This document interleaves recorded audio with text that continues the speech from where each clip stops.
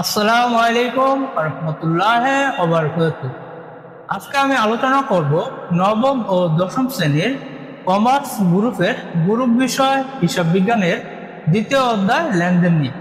লেনদেন নিয়ে আলোচনা করার আগে আমরা জানবো লেনদেন কি বা লেনদেন কাকে বলে।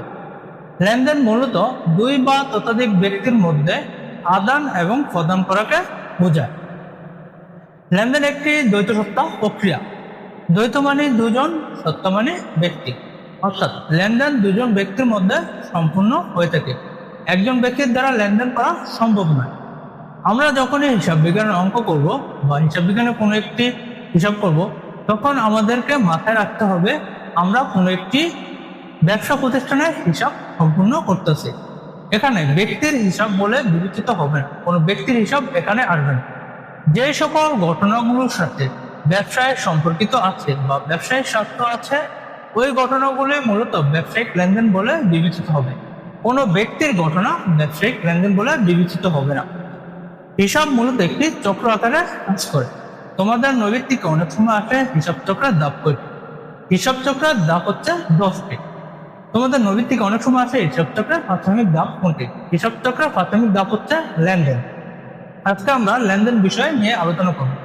আমরা এখন জানবো ব্যবসায়িক লেনদেন কি বা ব্যবসায়িক লেনদেন কাকে বলে। দেখো, ব্যবসায়িক লেনদেন যে সকল ঘটনা দ্বারা ব্যবসায় আর্থিক অবস্থার পরিবর্তন ঘটে, ওই সকল ঘটনাকে ব্যবসায়িক লেনদেন বলে। অর্থাৎ আর্থিক অবস্থার বলতে ব্যবসায় সম্পদ, আর পরিবর্তন বলতে বোঝানো হয় কি হ্রাস এবং বৃদ্ধি। অর্থাৎ যে সকল ঘটনাগুলো দ্বারা প্রতিষ্ঠানের সম্পদ হ্রাস বৃদ্ধি ঘটবে, ওই সকল ঘটনাগুলোকে মূলত ব্যবসায়িক লেনদেন বলবে, ব্যবসায়িক লেনদেন বলে। অন্যথায় এটি ব্যবসায়িক লেনদেন হবে না। যেমন আমরা কয়েকটি উদাহরণ দেখি। দেখো, ব্যবসায়িক লেনদেন ব্যবসা প্রতিষ্ঠানের জন্য পণ্য ক্রয় বিক্রয়। ব্যবসা প্রতিষ্ঠানের পণ্য ক্রয় বিক্রয়ের মাধ্যমে ব্যবসা আর্থিক অবস্থার পরিবর্তন ঘটে, তাই এটি হচ্ছে কি ব্যবসায়িক লেনদেন। ব্যবসায়িক লেনদেন নয় এমন ঘটনা, দেখো, মালিক তার ব্যক্তিগত প্রয়োজনে গাড়ি। আমরা একটু আগে বলেছি যেই ঘটনাগুলোর সাথে ব্যবসায় সম্পর্কিত বা ব্যবসায়িক স্বার্থ আছে, ওই ঘটনাগুলোই মূলত ব্যবসায়িক লেনদেন হবে। কোনো ব্যক্তির স্বার্থ বা ব্যক্তির সম্পর্কিত ঘটনাগুলো ব্যবসায়িক লেনদেন বলে বিবেচিত হবে না। এই ঘটনাটি মূলত, দেখো, মালিক তার ব্যক্তিগত প্রয়োজনীয় গাড়ি ক্রয় করা, এটা থেকে একটি ব্যক্তির সাথে সম্পর্কিত বা এটা থেকে একটি ব্যক্তির ঘটনা, তাই এটি মূলত ব্যবসায়িক লেনদেন বলে বিবেচিত হবে না। ব্যবসায়িক লেনদেন নয়, যেমন দেখো, পণ্য ক্রয় বিক্রয় পরামর্শ। পরামর্শ বলতে মূলত চিঠি বোঝানো হয় বা চিঠিপত্র বোঝানো হয়।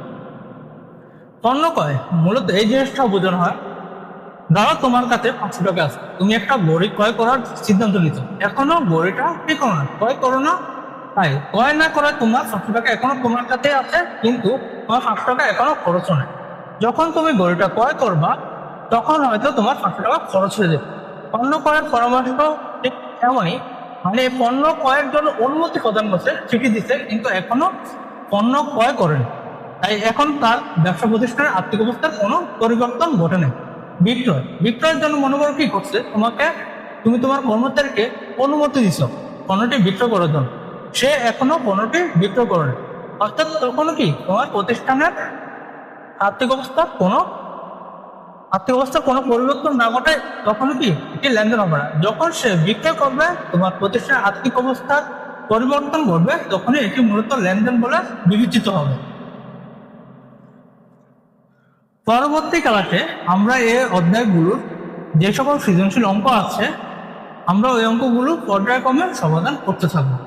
তোমরা যারা ভিডিওটা দেখবে, যদি একটি ক্লাসও মিস না করতে চাও বা সুন্দরভাবে হিসাব বিজ্ঞানের অঙ্কগুলো বুঝতে চাও, পেজটি ফলো করে রাখবা এবং ক্লাসগুলো নিয়মিত করবা এবং নিজেরা বাসায় করার চেষ্টা করো।